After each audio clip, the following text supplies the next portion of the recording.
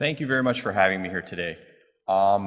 Just wanted to start by thanking Parkinson's Society in general. So when I take you through my work today and some of the things that we've been studying, I have been supported for about 15 years through Parkinson's Society, and it's through charitable donations from people who care about the society and want to have an impact on research. So I just wanted to say first that it really does have a positive influence on the work we're doing. So thanks to everyone who's involved here today.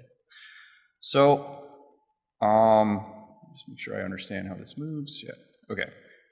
So I'm going to tell you a little bit about the idea of cell replacement therapy for Parkinson's disease. So this is the idea that there are cells in the brain that are dying in the disorder. Can we replace them and regenerate them? And what is being done right now with respect to therapeutic application of that idea. So I'm going to take you through stem cell transplantation, how this came about. So where did we start with this idea? Because it's actually not a new idea and it's been going on for quite some time. Where we are now and what is the current level of development of this therapy? What are the risks or concerns associated with it? And then a little bit about taking it back a little bit more to the work that we do in our group. What other applications are there to stem cell technology and what can we learn new about the disorder? Okay, so this slide shows you a little bit about, it's a cartoon that shows you the progression of Parkinson's pathology in the brain as the disorder advances. And so it starts in a region of the brain highlighted in red that is called the substantia nigra. So in order to put this in the context of regenerative medicine, we need to understand what cells are lost, where they are, and what they do. And that's what's critical for this therapy. So we know that the disease begins in this central area of the brain, and then as the pathology advances, it moves outward. And so moves into other areas of the brain that might be associated with different dysfunctions that happen as the disease progresses. So one of the hallmark pathologies in Parkinson's disease is the accumulation of these unfolded proteins inside neurons that make dopamine. And so we talked a little bit about dopamine in the last presentation. So there's an accumulation of these big aggregates inside the cell body, and this is what's called Lewy bodies that build up in the disorder. And so we know that this is something that seems to be relatively restricted to these dopamine-producing cells in the brain. So this area of the substantia nigra is the area that's principally lost, and it has its name, nigra, because these cells, as they make dopamine, they take on a dark pigment.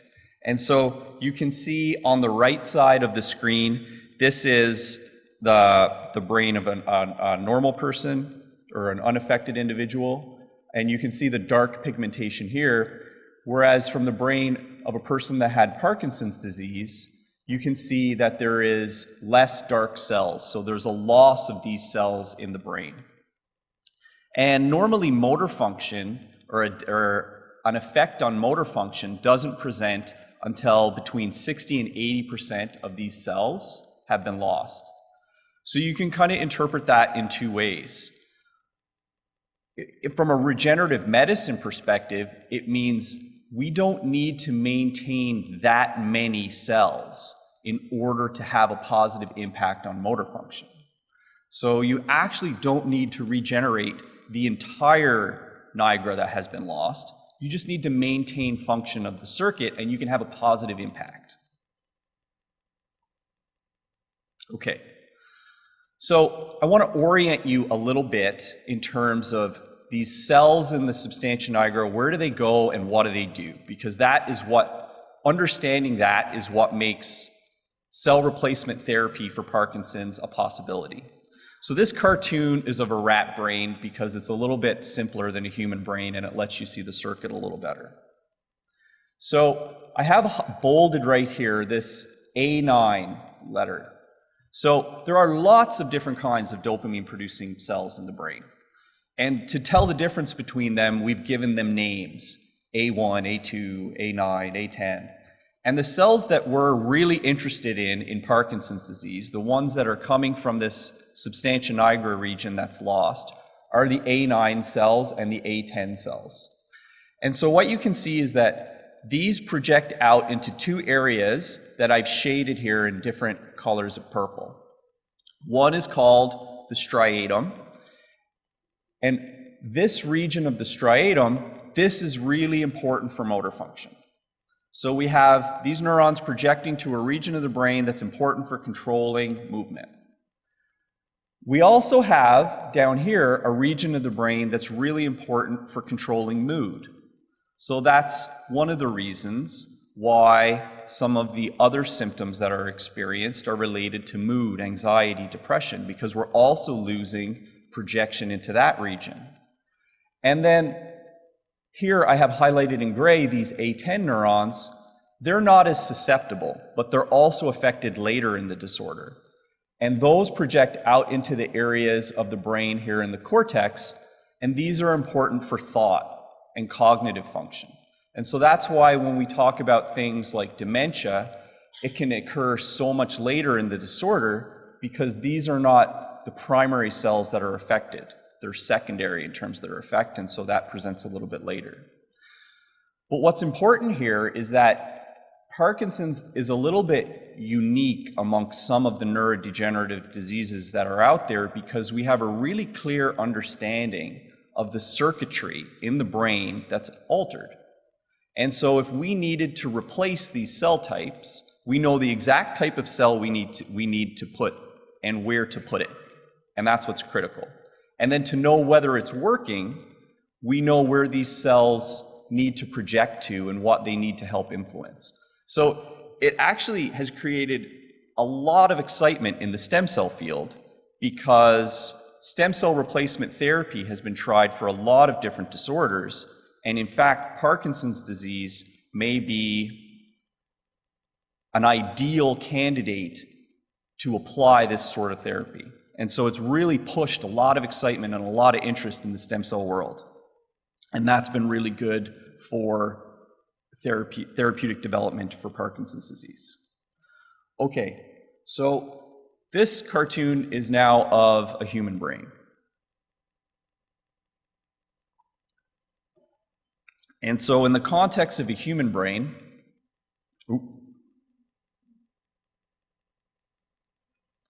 these are the cells that are affected, and these are the paths through which they project. And you can see in Parkinson's disease, we've decreased the number of neurons that are present and connecting these circuits. And so the idea with a replacement therapy is to build on the existing circuitry so that the cells that are present have a guide system that they can follow. So the fact that there is some circuitry remaining that still projects to the areas that we need is really important. And that's what helps define who would be a good candidate to receive this sort of therapy and what level of progression of disorder or how many cells can be lost before this will still work. And so I'm going to take you through a little bit of the historical data that has brought us to the point that we actually understand that, because there's been a lot of trials that have been ongoing and there's been various levels of success, and I'll explain that to you in a moment. So the idea is that we are going to transplant cells into this region. We need to know the right type of cell to put in, and then in the beginning it was hoping for the best and seeing what happened. Okay. So some of the first studies that were done using this were actually not using stem cells. So it was using transplantation of the same region of the brain from a fetus. So they were aborted fetuses that a piece of tissue was being transplanted into the brain of a person that had Parkinson's disease, and it was hoping that this would have a positive impact. That those cells, because they're immature, would develop into the right type of cells to populate that region. You can imagine the ethical issue that raises. I'll come back to that in a second. Okay, So in Sweden, in 1987 and 1989, the first trials were begun. And so I want to take you through a little bit of the data from these early studies. So this is one patient, this is patient 3 that received transplantation of these fetal cells into their brain. And the measurements that were being used to see if this had a positive impact were really simple.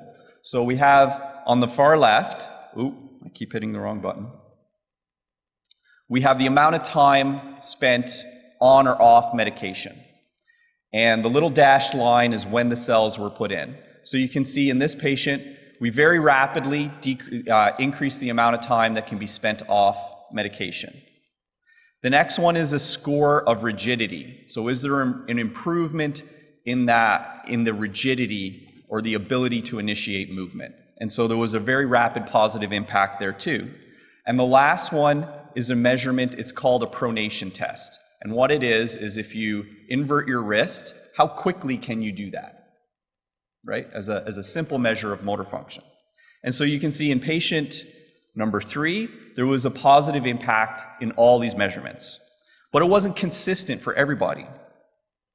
So if we look at patient 4, there was very quickly an impact on the amount of time spent off medication, but there didn't seem to be any actual improvement in motor function. And so this was a little bit confusing at the time. And so why was there this inconsistency? And so, what's important, or what I want to draw your attention to, is kind of how we do these studies and how they evolve. So on the bottom is the amount of time in months that the patient was followed. And you can see it stops at 12. So this is a 1-year follow-up. So up to 1 year, there was an improvement in time off medication, but no real improvement in motor function. But if you continued to follow that patient over time, so now we go out to 36 months, by 3 years later, there's now a positive impact in this pronation test. And so motor function is beginning to improve. So what that says is, cells are being transplanted into the brain, but they need time to incorporate and project to the right brain regions and have a positive influence. And that's going to be different for different people because the level of progression of disease is going to be slightly different. And then if you look between patient 3 and patient 4 here on the bottom, this is a test or a scan that allows us to see the amount of dopamine that's being produced. And we're comparing before the graft and then various time points after the graft. And how these central dots, I'll call them, change and progress towards white is how much dopamine is being produced. So you can see that over time, after the graft, more dopamine is being produced in the right brain regions. So this is having a positive effect. But again, the timeline to be able to assess it is different for everyone. And then ultimately, some of the patients that received these grafts passed away, and the grafts were looked at on autopsy.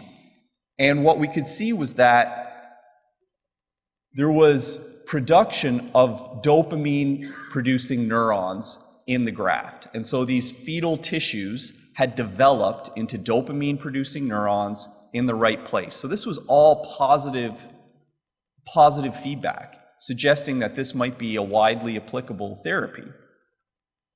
So this spawned many more trials. So trials started to pop up all over the world where people were trying to use different versions of this approach to see if they could have a positive impact on the patients they had in their clinics, including one study that was done in Halifax in Canada by Ivar Mendez. And so he was doing fetal transplantation, and everything that was reported from his group was positive. So as this became more mainstream, there was interest in doing a more controlled trial. And so this is a randomized, double-blind trial. So what that means is up until now, in order to receive this fetal transplant, there were very strict criteria, and the disease had to have progressed to a very advanced stage where all of the therapies were now not working. So because you can imagine how invasive a surgery this is. But because now there was evidence to say maybe this should be a more mainstream approach, a more controlled study needed to be done. So double-blinded means that the patient doesn't, not everyone is getting cells. Some people are getting what they call sham, which is just an injection of a saline or cerebral spinal fluid, not cells. And neither the patient nor the physician knows who got which. And then at the end of the study, they unblind everything and you look at the data and you say, was there really a difference? So there were two trials that did this from the United States. One in Tampa and one in Colorado. And essentially they found no difference. They said this doesn't work. There's no difference between the people who received a sham surgery and the people who received cells. And here, I just want to draw your attention to this graph on the right. Down here, this is a calculation to show whether something is statistically different. And essentially, this value is not very good. So it says this isn't working. But they followed these patients for 24 months. So this essentially shut down this therapy. These two trials, they became international news and they said people should not be doing this, it does not work, halt everything. However, these patients obviously didn't cease to exist. So you still had a lot of people from these blinded studies that had received transplantation. So they began to look at the data in different ways and started to separate them into groups. And if you separated all the people that received transplantation into groups by age, and again, to steal my own thunder, we need some cells to still be present to act as a guide so the cells know what brain regions they need to reach. So if you separate them based on age, the people who were younger, who you might expect their disease was a little less advanced, they did show positive improvement. Younger than 60, there was a very significant effect. Older than 60, there was not. Okay. Now, as I mentioned, these people were still being followed by their clinicians. And so, while up until 2 years, we don't have a positive effect, if we then follow up at 4 years, all of a sudden, the impact on motor function seems to start changing. And at 4 years, now across the whole patient group, there seems to be positive effect. And so again, it shows that there's a really high degree of variability in how this works. So this was being done all over the world. And again, this was being done using tissue from fetuses that were aborted. So you can imagine probably how small a piece of tissue is trying to be extracted and how variable the access to this tissue is. And so what we kind of learned from looking at these studies was that there was no standardized procedure. One person doing this in one clinic in Sweden versus a person trying this approach in a clinic in Halifax were using fetuses that were in no way related in terms of their gestational age, how the tissue was being stored, whether it was being stored in a fridge or a freezer prior to being transplanted was inconsistent. What specific part of the brain was being inconsistent, and in fact, not being from sort of a scientific generation later, and you go back and you look at those studies, it's actually amazing that they were being compared at all because they're comparing apples and oranges, and yet they were still seeing a positive effect. And so what we learned was that the grafting technique, the person who was doing the surgery needed to be trained the same way. The age of the tissue that was being used needed to be the same. How the tissue was being stored and for how long before the transplantation was having a huge impact on whether or not it worked. And how old and the level of progression of the patient was also critical. And so this spawned a new set of trials in 2010 through a European group called Trans-Euro that essentially tried to control for all these variables and say, okay, if we can control for all this, can we show that this has a positive effect? But we still have a problem because this took up to 6 fetuses per person that needed this transplantation. So this is where the ethics of this approach became a major problem. So it was not sustainable, and there are a lot of countries where this would not be approved. So people started to seek out alternative approaches. And so I'm going to take you through now some of the more recent things that are being done using stem cells as an alternative. And so before I do that, I need to make you all stem cell experts. I need to explain to you why what they're doing in China is different than what they're doing in Australia is different than what they're doing in America. So when we use a word like stem cell, it can apply actually to a lot of different cells. It's not one thing.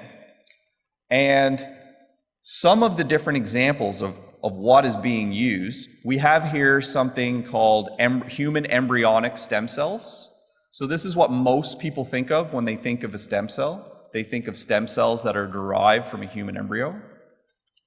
We have human neural precursor cells. So these are cells that have been pushed to something similar to a brain cell, but aren't fully formed into a brain cell yet. So that's important because that means after you put them inside someone's brain, they could become neurons, but they could become something else.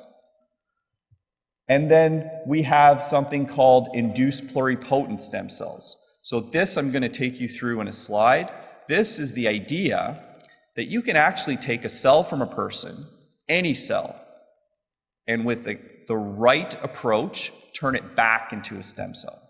So this actually won a Nobel Prize because it completely sidesteps the ethical barrier to using any of these cell types. And then we still have the fetal transplants. So we're going to compare how well these different approaches work. Okay? So what are these different cells? And what do they do? So the definition of a stem cell is a cell that can divide indefinitely, so it's immortal, and it can make multiple cell types, and it exists for the life of an organism. So it's there when you're born, and it's there when you pass away. So that's the definition of a stem cell. Not all these cells actually meet that definition. So, for example, human embryonic stem cells are only present in an embryo. They're not there for the life of the organism. So, even when we use this word stem cell, it means a very different thing to different people. Okay. So, again, what are stem cells? So the cells, when we're working with embryonic stem cells or these induced pluripotent stem cells, they can make all the cells of the body. They can make all the cells of a developing organism. The word for that is pluripotent. And they can make everything in a developing embryo except the things that support that embryo. And so an example would that be like they can't make placenta, right? So they can make the embryo, but not the supporting environment. So they originate in a part of the embryo that's highlighted here in pink called the inner cell mass. And so what embryonic stem cells are these cells extracted and established in a lab outside of a person. So this is how approaches like in vitro fertilization work. There are lots of examples of this. And so just because a lot of people are interested in the ethical part of it, in Canada, the only embryonic stem cells that we're allowed to work with are embryonic stem cells that were derived through in vitro fertilization. So if a couple goes to have IVF therapy, the cells, the egg, sorry about that. I'm a hand talker. The cells that are extracted are graded on how likely it is that this will be successful for IVF. So you have A, B, and C. A, very likely. B, maybe. C, no chance. All the cells that we work with in a lab environment are from C, so they had no chance of developing an embryo, and they're given with consent. So the families have a choice. You can destroy them, you can keep them in a freezer and pay to store them forever, or you can donate it to research. And so that's what we're allowed to work with in Canada. Okay? So, just to finish this slide off, because some people are very interested in this, if you've ever heard of mouse models to study disease, like a mouse model of Parkinson's disease, once we have these cells outside the body, we can do things to them. We can modify them, put in a mutant gene, maybe a gene that causes Parkinson's. And then you can put them back into the developing embryo, and now you have a mutant mouse. And this is how mouse models of Parkinson's are created. And so what's important from the perspective of a stem cell is that if you do this and you take cells out and you put them into a new organism's embryo, they'll incorporate and they'll make the whole organism. So they can really make an entire organism on their own. Okay, so induced pluripotent stem cells. So we fast forward a little bit to 2006, and this Japanese researcher, Shinya Yamanaka, if you read his Nobel laureate speech, he wanted to come up with the craziest idea he could to get people to come work for him. So he said, let's try and turn totally differentiated cells back into stem cells and see if it works. And it worked. So he found a way, and he figured out the critical factors to take any cell and turn it back into something that behaves just like a stem cell. And so this here is an example. These are just pictures showing that happening. So he took fibroblasts from a skin sample and using something that turns on the right genes, turned them back into this colony of stem cells. And so that's why they call them induced, because he made it happen. He induced this transformation. And while this may sound a little bit sci-fi, it's actually become fairly common practice, and we can do this. I won't say that it's super easy, but it's relatively routine, and most laboratory groups have the capacity to do it. So it opens up a whole lot of possibilities too. So we can do things like we can take cells from a person, so a skin sample from a person. So let's say this person has Parkinson's disease. And we take those and we use the factors that Yamanaka identified to turn them back into a stem cell. We can then take those cells and we can potentially make the right neurons to transplant into the brain for regenerative therapy. Or some of the things we also do in our group is we can make them into neurons and study them. What is not functioning properly in these cells? And now we have a human sample of brain tissue or brain cells that are affected in the disorder that we can use to screen drugs and see, can we come up, in addition to regenerative medicine therapy, can we come up with new therapeutics that might be beneficial for everyone?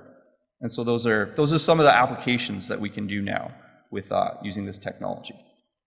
Okay, so this is just showing you that what we're doing here is we're mirroring development. So once we have them outside in a dish, this green stain down here, this is staining of the exact, that A9 type dopamine producing neuron that we really wanted to make in the substantia nigra.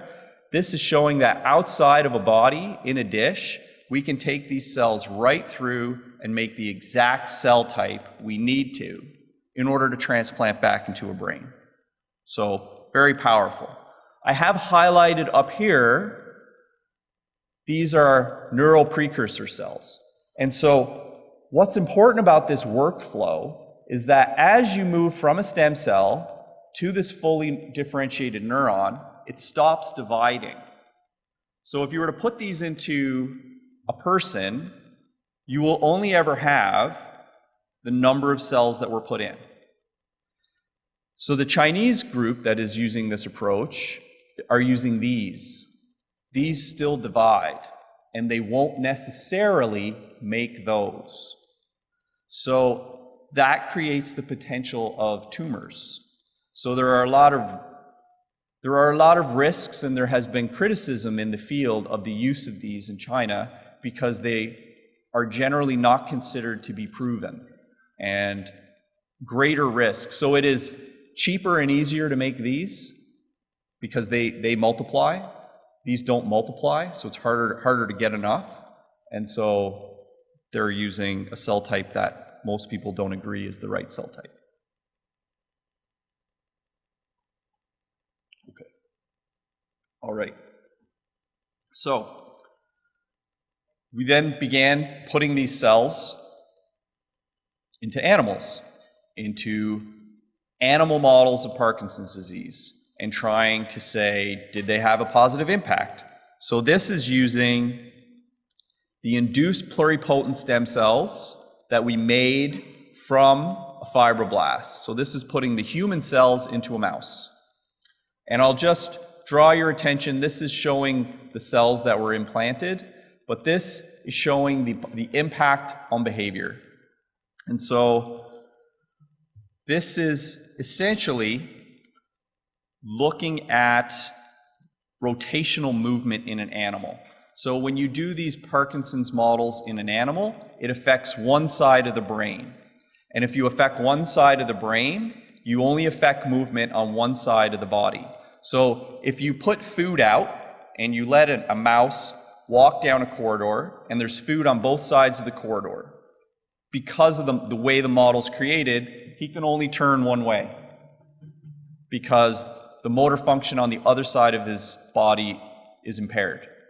So when you transplant in the stem cells, then you look to see, can he still only turn one way, or can he turn in both directions again? And that's what we're measuring here. And so what it shows is that there's a positive impact on his motor function because he can now essentially has free movement in both directions. So this was really exciting to people in the field. We can make these cells. We don't need to use anything that's derived from embryos, and they can be transplanted at least into an animal system, and they have a positive impact on motor function. Okay, so fast forward a little bit. While all this was happening, people were really concerned and interested in, okay, we have now options. We have these induced pluripotent stem cells. We have embryonic stem cells. We still have the ability to isolate fetal tissue.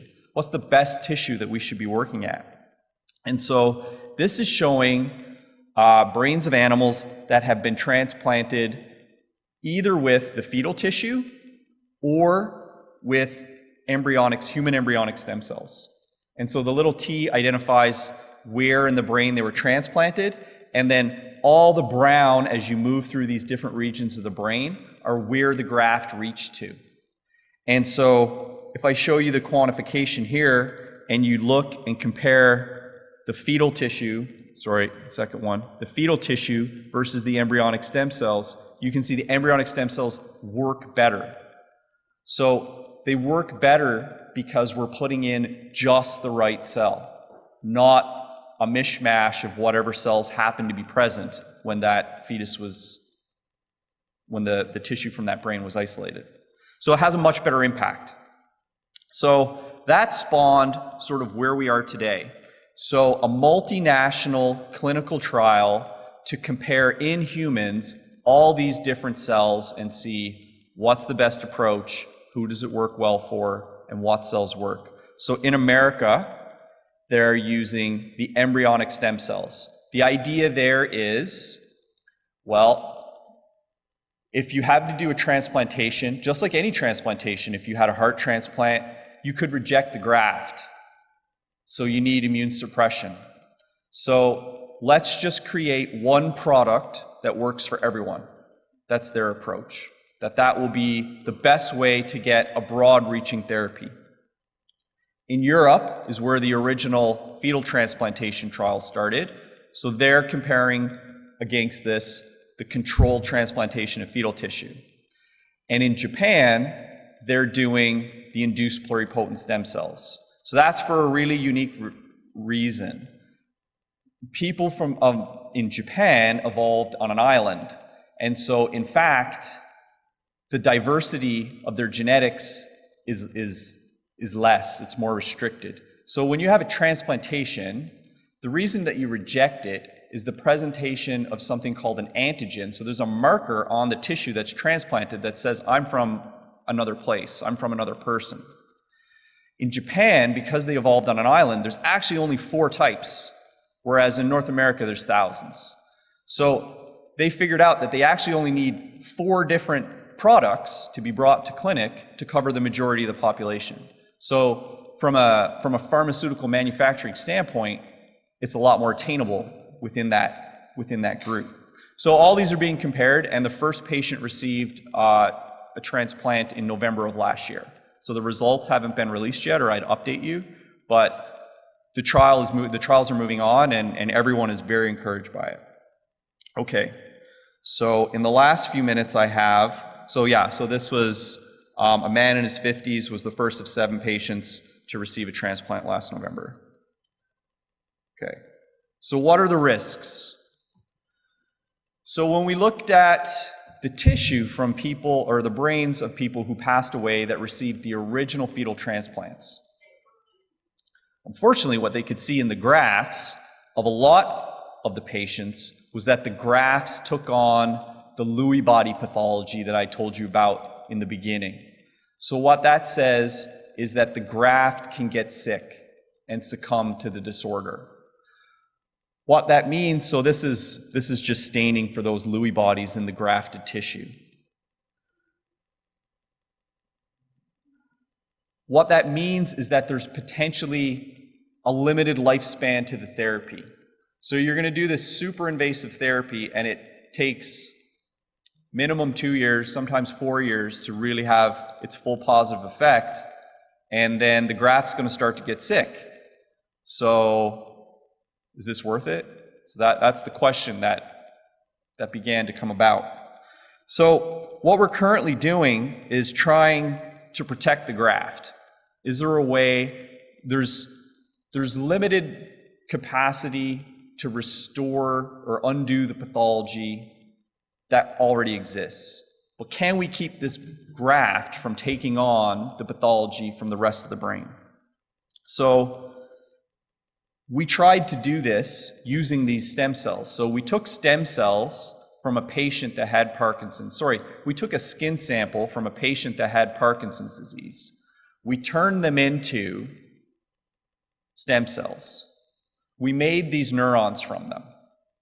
And we looked and we could see these neurons acquired, this is what you're seeing here in green, acquired these Lewy body deposits. So this person had Parkinson's disease because of a genetic mutation. So you've probably heard of CRISPR technology, or the ability to fix mutations. So we fixed the mutation in the dish.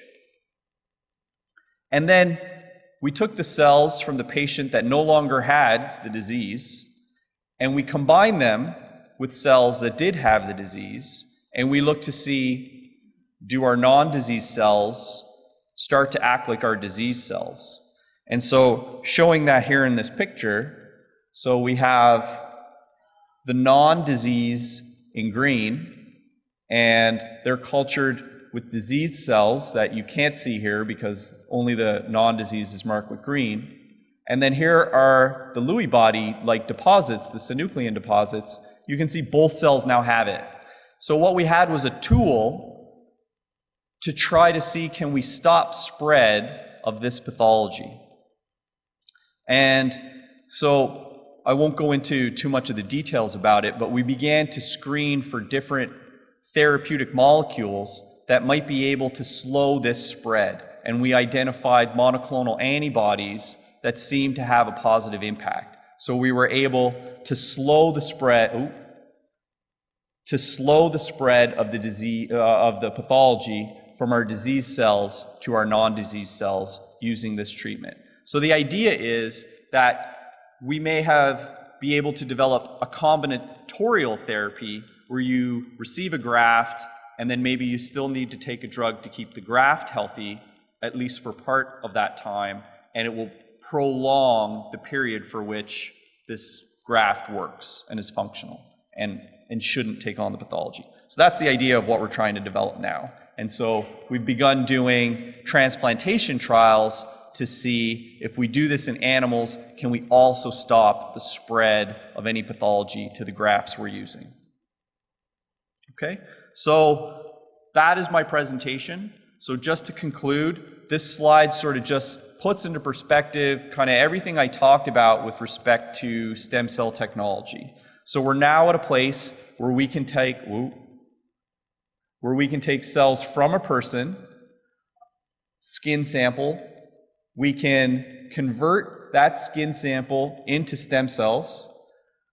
We can turn those stem cells into specific tissue types, and we can do things like repair mutations that exist in those cells, or we can turn them into the right cell type to study an aspect of a disease in order to develop a new drug, or we can use them for transplantation back into the same patient. And so all these things are technologies that regenerative medicine is now making possible, and that we're trying to explore and see if they'll be effective for treatment of Parkinson's disease. Okay, so thank you very much.